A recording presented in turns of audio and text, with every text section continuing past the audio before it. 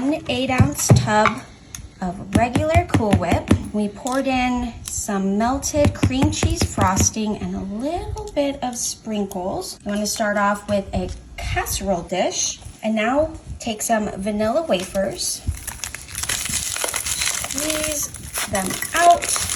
And I picked vanilla wafers because they're easy to move around like puzzle pieces.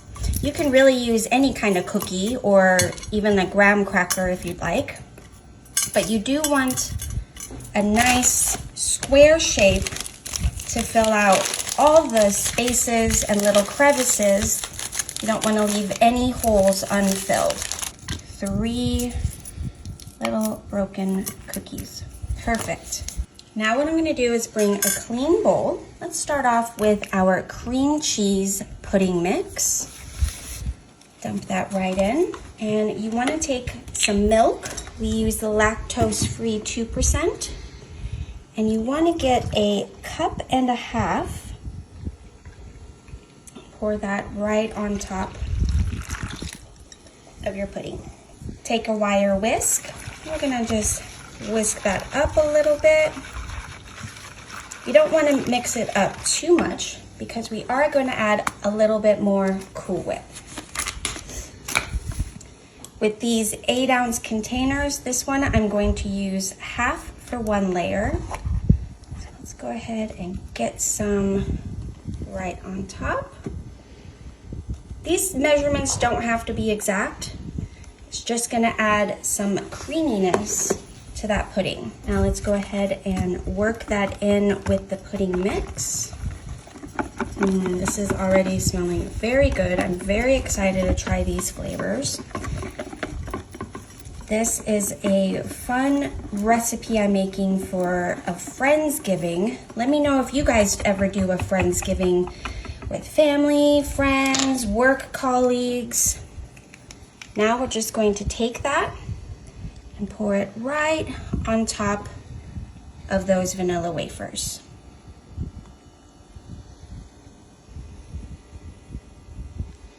Perfect. Now let's go ahead and take some graham crackers. And we're going to do the same thing like we did with those vanilla wafers. We're going to place them right on top of that pudding mix. And what's going to happen is when this sits until you're ready for your holiday party, the moisture is going to soften up these graham crackers and give almost like a sponge cake texture. It's really delicious. I'm going to go ahead and move this bowl right in frame, and we're going to repeat that step, but with this layer we're going to do some butterscotch pudding. Dump the whole container. Again, we're going to pour a cup and a half of milk. Let's take a clean whisk and mix that together. And now with the rest of that Cool Whip from the container, we're going to plop that right on top of our pudding.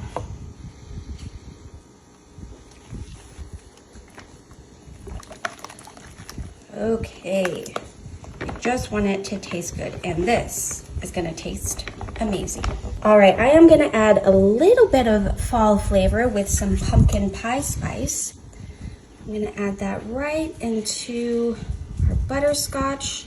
Butterscotch and pumpkin is always a classic combo for me during the holidays. And this is a fun little no-bake twist for a classic Thanksgiving dessert. You know, I grew up on pumpkin pie, so hopefully this will be just as delicious. Let's go ahead and move our cake back into frame. And just like the other layer, I'm gonna pour that right on top of those graham crackers.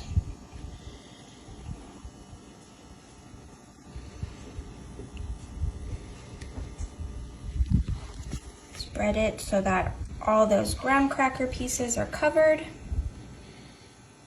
A nice layer of graham crackers, and press that right into the pudding mix. Now we're gonna take that Cool Whip and frosting mixture that we made right at the beginning. Just plop that as the final layer of our no-bake cake. If you've been watching my channel since the beginning, you know I love these no-bake cakes. They're always a crowd pleaser, and they're easy, quick, and very cost-effective to make. The beautiful layers that this cake is going to have once it's all finished. All right, you can see a little bit of those sprinkles, but I'm gonna add a little bit more just for good measure.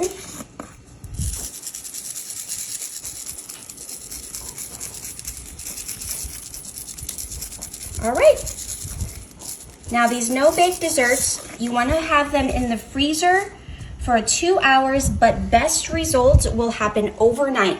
So I'll check back in with you guys tomorrow when I go to my Friendsgiving. Oh boy. Look at that.